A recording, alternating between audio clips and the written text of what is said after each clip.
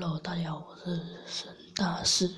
今天我要跟你们讲一件非常一如往常的事。我今天请假了，对，就是昨天我感冒，寒流的前2天感冒，然后前2天感冒，然后昨天咳嗽一直狂咳，然后就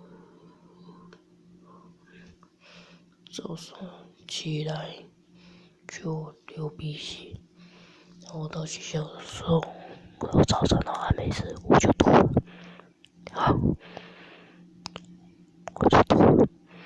对，然后请假回家，就这样，拜拜。